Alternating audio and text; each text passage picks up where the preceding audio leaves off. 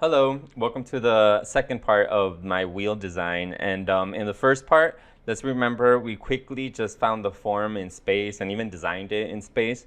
And now what we're doing is I'm looking over the structure, and if you can see, if everything is nice and closed off, and now it makes it a lot easier for me to be like to kind of see the whole path, and slowly build up on it. So in this video, what we're gonna focus on is doing the last bit of refinement before we go into the next part with the details, and then we'll start doing the details. But just remember, and I see this a lot, many people, they try to get into the small details and the small designs right from the beginning. So it's really, to me, I try to emphasize, one, don't worry about the quality in the beginning, worry about trying to find the form or like sort of like create that puzzle in space.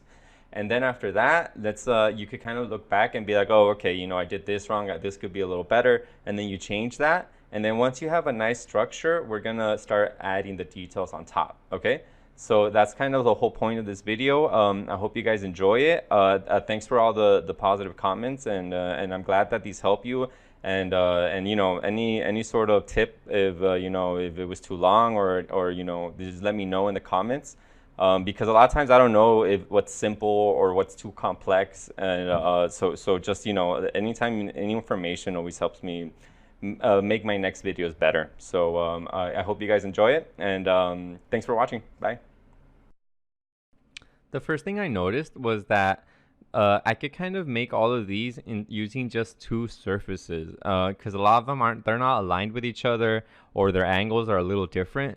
So I'm like, okay, I always try to simplify things as much as possible in the beginning. And then if I need to add complexity down the line, I do. So at this point, once I'm really refining it, I'm like, okay, where can I simplify it? How can I make them all relate to each other? So now all I'm doing is projecting my previous surfaces onto these new like sort of parent slabs. And remember that I always tend to do that. If you really look at my videos, I'm always, making a main sort of slab and I'm building off of it. So, I know that doing that means that there's going to be a whole lot of changes down the line, but I know that they're going to be good changes. Even if the angles change and all that, I know that it's always more pleasing to the eye when everything relates to each other. So as you see here, there's a little change in the angle. But that's not as important as a cohesive sort of surface between everybody. And of course, as since I moved basically the main slabs that everything was based off, I have to sort of move down the line and realign everything and make sure everything is fitting. So this to me is all part of the process of doing the work here, and then at this point, and then this will save you a lot of work later, right? So all I'm really doing is aligning everything, and also I'm simplifying even the look of it. If you see, I painted everything black because I realized, okay, this is gonna be like the under slab, and then after that I'm gonna add the accents on top.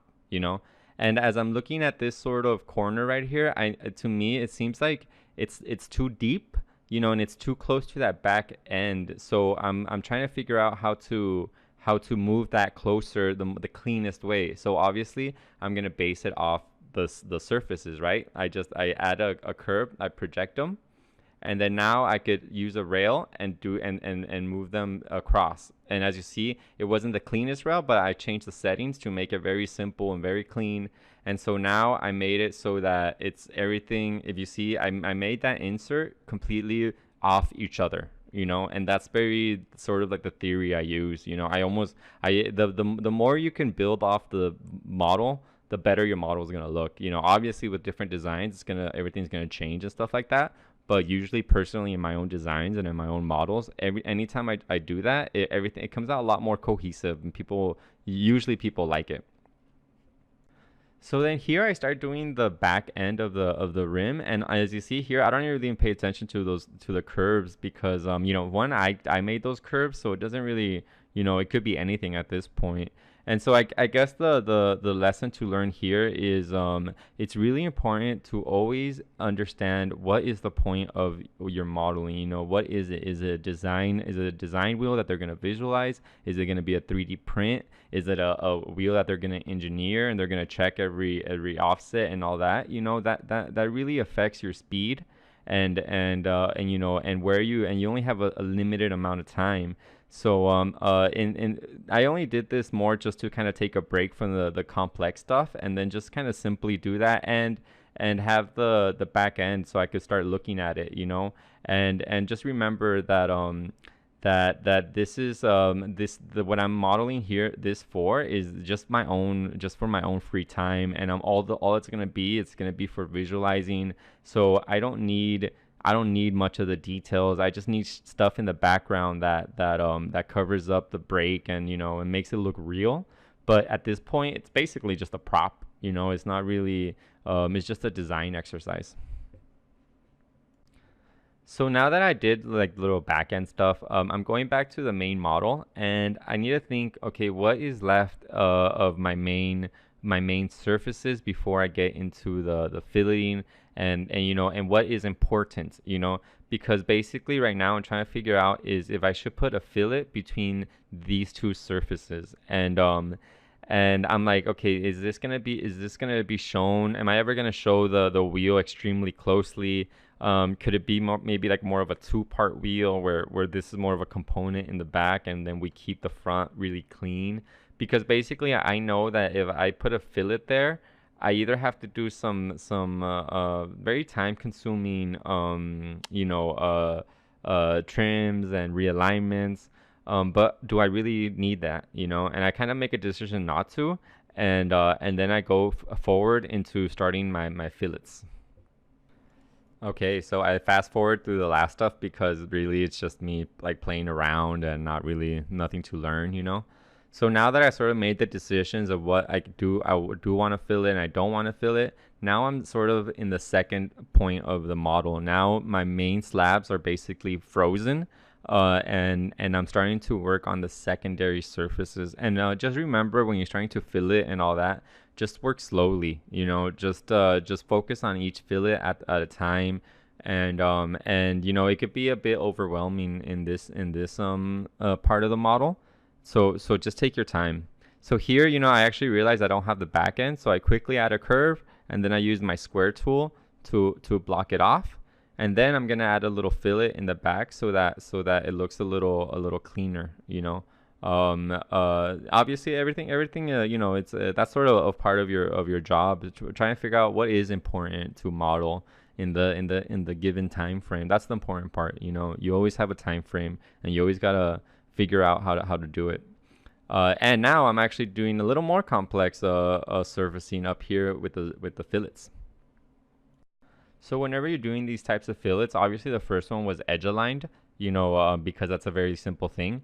But you see here, I made it so that they're both default, and then I just edge align in one side, you know, because I know that side where they all converge, I'm gonna move them back, and you know, do the ballpoint corner there in a very traditional method. You know, I'm sure you've seen my, or if you don't know, actually, I have a video of how I make these ballpoint corners, but I'm about to create another one right now. And if I look at my video, it almost seems like I'm trying to like ignore it. I'm like, okay, is there anything easier I could do for right now? But no, then I get back to it. So the first thing you have to do is move the surfaces back so that I can have a little more space, you know. And what I do first is I isolate them. Okay, so this is a really nice trick. So you know, when you extend something and maybe the CV structure, you know, you don't like how it's going. A lot of times what I do is first I'll add a curve that's straight to kind of how I want it, and then I extend them a little bit, and then I project those curves, and then I use my trim convert tool to give me a nice cleaner sort of CV structure. And then once I'm done with that, I start aligning everything together, you know. And remember, especially with ballpoint corners, we're already talking about the third surfaces, so it's fine to, you know, untrim them and make them all edge to edge, you know. Remember to align them, And then there we go. See, we have a very simple ballpoint corner. The only thing that's missing is me adding a blend curve between them, and then adding a surface. And then with the surface, remember, and obviously in the other video, it goes a little slower. Remember to, in your collinear options, to check mark those, and usually that gets you in line. And and I don't know if you guys noticed, I actually didn't really get perfect curvature in them. But again, what is that something I need right now? No, right now, even with this, I just do a tangent project, just because I sometimes I just do that because I know it's gonna be fairly curvature, especially on a flat plane. So there's no real reason to try to get perfect curvature here. It's obviously, like, I know I've said this like a million times in this video. It's always if it takes you 5 days to make a perfect rim, the guy that could do this rim in 1 day is probably gonna end up getting your job, because you don't need to make everything perfect. If you do want to make everything perfect, I suggest you go into a career in Class A, because then you're working on a wheel for about, and I did that too in a certain point in my career. You could be working on a doorknob for months, and you're checking every single corner and every little thing. But we're just doing some design modeling at this point. If you notice here, what I'm doing is I'm actually inserting a curve on surface, and then I'm basing it off the fillet in the corner, instead of like maybe adding a fillet, because I always want everything to be like in line with each other, So if you already have like a main fillet, because a lot of times if you put a fillet that are sort of converging together like that, if you just use a fillet tool, they won't actually be perfectly aligned. So and I do this again like right now. So the same thing happens in the back. I already have that fillet in the corner.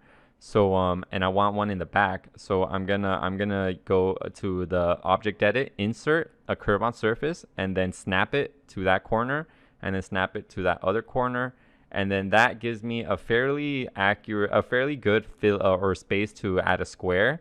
And then now I know that everything is lined up. And even though the distribution might not exactly be ideal, to me, it depends on what surface. This is a back end surface, so it's not really that important.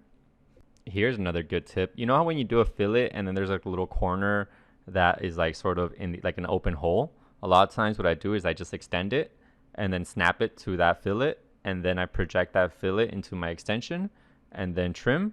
And then now I closed up that little corner super quickly and easily. And that way, just in case if I want to 3D print it later, and I even check from the back and make sure that the back is closed up too. I'm always thinking about every time I'm modeling, I'm always trying to think ahead. I'm like, maybe I do want to print it. I don't know. It's only a little more work. So I always try to add it into my workflow. So I'm basically done with the spoke design, and now I'm just making sure that all my secondary surfaces are done for this aspect of my wheel, and I'm gonna move on to the accents, which are gonna be built off this wheel. So I'm doing some like final checks, like, okay, is it? Like, I'm gonna start building off of this, so I gotta make sure that everything is nice. So it's hard to notice in this video, but I quickly actually made a copy of my main slabs, because I know I want to untrim them and make all of these secondary design elements. So I'm not untrimming the main slab I did. I'm actually untrimming a new copy. And then I'm extending all my curve on surfaces, so I could find like a square in the middle. And then I'm going to use my trim convert, and now I have a nice little like a strip of a surface that I know was built off the other surfaces, so it's going to be in line with everything, and same thing here. I'm gonna use the trim convert tool to so it's easier for me to extend it and move them around. I don't now that the slab is made, I can, especially for the accents, I could do a more traditional cut them up and just use edge to edge, so see, this is how I start building my accents. I want you guys to notice in this aspect of the video on how basically I'm not using a lot of freeform movements. I'm only using my extend tool to move the design elements, and I'm either offsetting or copying different elements or using my trim convert. But just remember that everything is based off each other, right? So now I'm gonna trim convert those so I can move them around and delete the original, and now I can sort of extend those back. See that's the one of the values of like sort of keeping everything very edge to edge. It's really easy to extend everything back, and as you see here, even though all of these surfaces have different like CV layouts and all that, they're still completely based off each other. And if I keep using my extend tool, I'm fine. Everything's gonna be good. And now I'm inserting a curve on surface, and then I'm using a curve to add the accents, and then I'm gonna project those curves onto the surface, and then I'll just trim away what I don't want. So usually I don't do this, but in this video, if you can see, the first thing I do whenever I have like I don't know what if I like what I'm gonna do, I save it, and I actually hide away my accents, and I'm gonna start adding my secondary volumes, and obviously I'm not gonna spend these are tiny accents. I'm not gonna spend time, refining them or making them perfect. I just want something that I know is the general size of the radius. And I guess the reason why I did this too is because I know that my accents, I want them to land right where those radiuses end. So I need to sort of move ahead with the black aspect of my design. And then this way I could see where that fillet lands and get it really in line with it. That's more of a design kind of thing. But yeah, that's the reason why I added these little fillets right now. But usually I try to add those little tiny fillets till the very very end of your modeling workflow. And now I'm just gonna add fillets everywhere because I figured, okay, now the black is frozen, and I might as well just get this over with.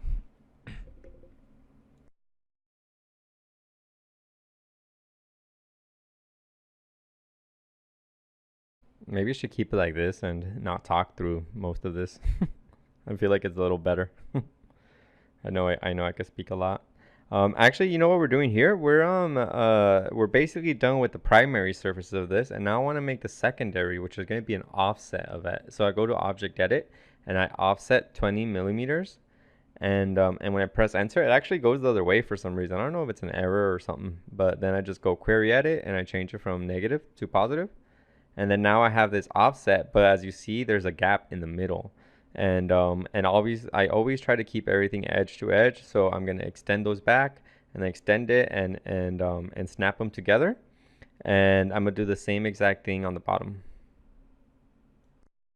The crazy thing about this workflow is that if any of you use any other like solid modeling package, or like maybe Autodesk Fusion or Inventor, it does these things so quickly and automatically. And then in Alias, there's just a lot of extra little work to be done. I mean, that's kind of like the give and take. It's a really high end program, but a lot of even simple tasks can take a long time.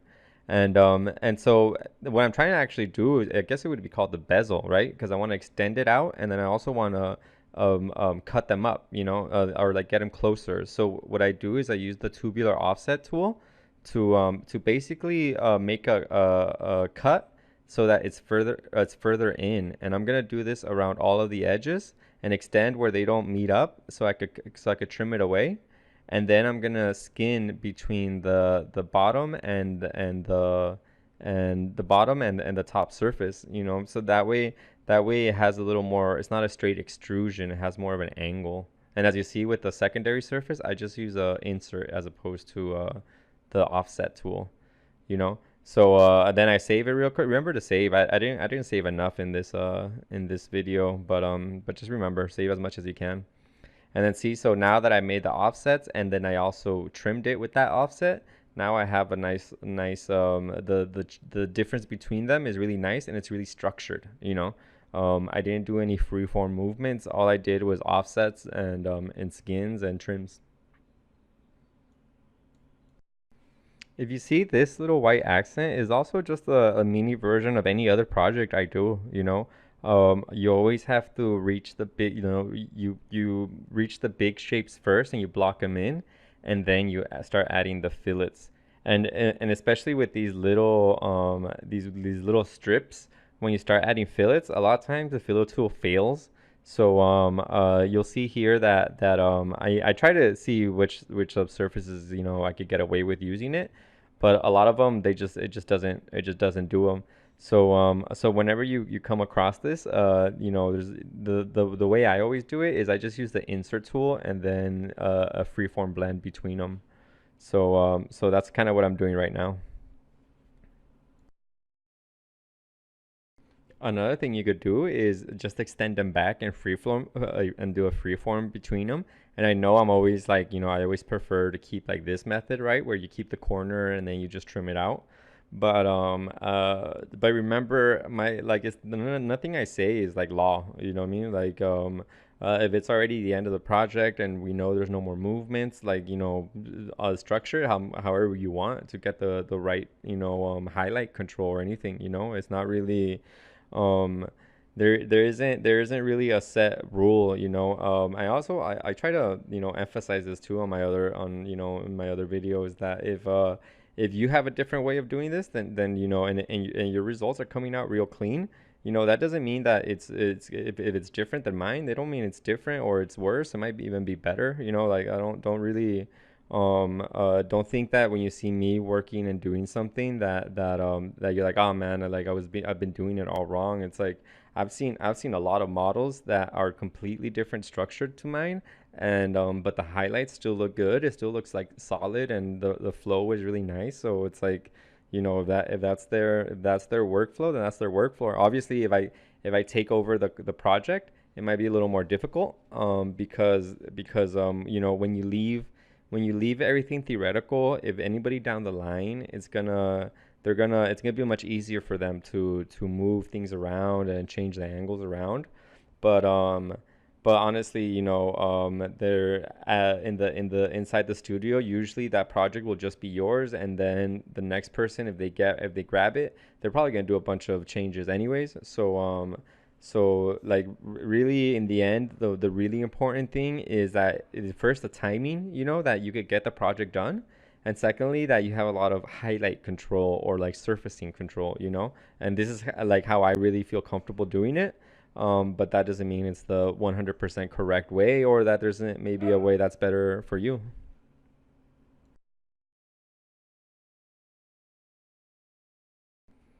So now we're basically done with the main form of this. To me, this is like a good designed model. And the only thing left are just a little bit of details and maybe some center cap stuff. But right now I feel like this is a good point to start rotating it and putting symmetry on it, so I could see if I liked it. And so far, to me, I like this wheel. It's a bit, at least except especially when I make it black and white like that, it looks a little skeletal. But I thought it was a cool little design. It was basically, I think I did this in a day. Maybe I spread it out into 2 days. Now there's just one more lesson to learn. Okay, now the mission is to add the some little like almost like screws, So I'm gonna use the panel gap tool, and I'm gonna show you how to set up a plane. I'm gonna slow it down. Okay, so first the plane is under constructions plane, right? And then you click on that little square, and then you hit geometry. And I actually forgot that you need somewhere to click on it, and I don't have anything right now. So the first thing, I delete that, and then I select the surfaces where I'm gonna put my plane in, and I'm gonna go into object edit and then patch precision. And then that's gonna add a bunch of lines that are inside the surface, and I could snap that construction plane onto it. So let me just change the color so you guys can see.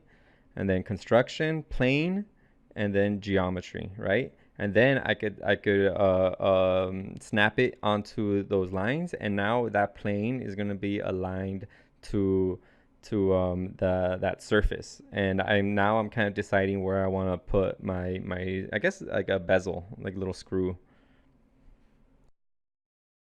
So when you add a plane based on the geometry, it's gonna be aligned to that geometry. So wherever you move it, it's gonna stay in line. And the only bad part about that is that if I delete that surface, it's gonna lose its history and you're gonna lose that plane. So what I do first is I delete its history, and then now that plane is it's just up in the air. Since I know I'm not gonna change that surface, I don't need to worry about it, you know?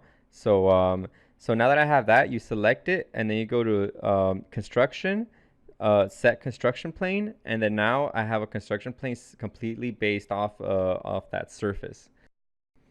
Now I don't need all those lines anymore, so I'm gonna go into my object edit, patch precision, and then I'm gonna click it and drag to the left, and then that's gonna get rid of all those lines, so I can kind of see everything a little more clear.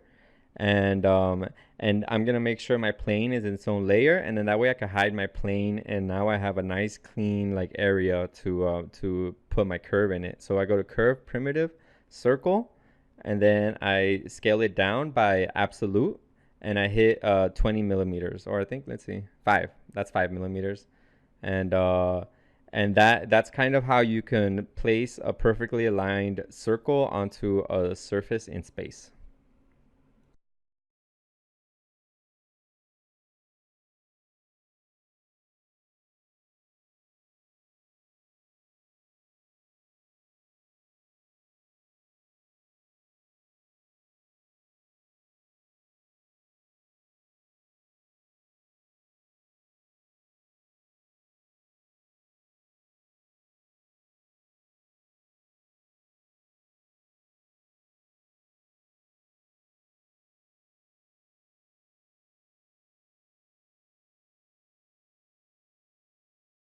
And here is definitely the last lesson of the day. How to use the panel gap tool. It is under, I actually forgot. Where was it under? Ah, no. Yeah, rolled edges. Panel gap. And then you click on it, and it has a lot of options, and it's a bit kind of overwhelming, but let's just slowly take our time and see what's going on. The gap distance, that's going to be the distance between the inside and the outside fillet, right? And then the section type, I'm going to have curvature, and I want to be based off a center radius. And then I'm going to make sure the second section is also going to be curvature. And I actually guessed, I think, a little too high on the curvature. That I mean that I should have thought, that I think the width is like 5 millimeters, and I'm making a 2 millimeter fillet. So then see how those arrows pop up? It tells you what side it is, and then once you click enter, you'll see it'll build. It will build. Oh, actually, I tried to do it with a higher radius, and it didn't work. So a lot of times, if it just freezes like that, it means that you probably went too high. So just try again, and use a smaller look, I can't even find it. Use a smaller number, and then usually that's kind of what solves it. So before I tried 2, and now I'm going down to 1, and let's see if it goes through. There you go. But obviously that's way too big. So I go down maybe to 0.25. I do a quarter of that. And see, this tool is a really cool tool because you do all it was is just a curve on surface, a little circle, and then now I have a gap, I have a fillet in there, and it's a nice quick way to do this stuff.